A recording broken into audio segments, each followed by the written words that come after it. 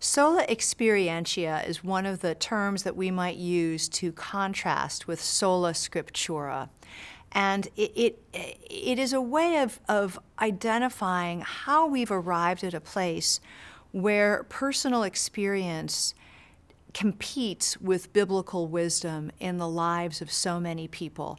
It explains why, among other things, to use the terms that Ed Shaw introduces in his excellent book, why there's a bit of a plausibility problem with biblical wisdom.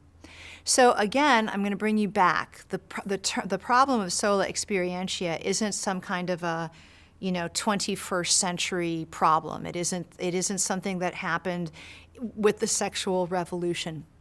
It actually brings us all the way back to the 18th century, and specifically during a worldview called German Romanticism.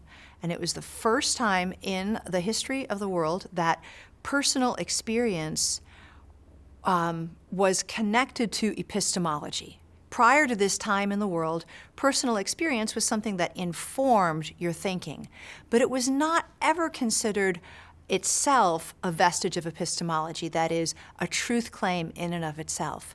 But today, that is what we have, and that is why people can say, I'm a Christian, I just don't believe the Bible is true. That would have been an unthinkably, internally implosive and contradictory statement. And you know why? Because it is.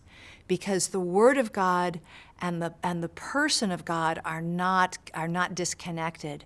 And so, but we do live in a land where personal experience is more than just an informing process in a person's worldview and epistemology. It is often the defining focus.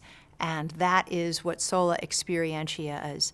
And it simply will not coexist in a biblical world and life view.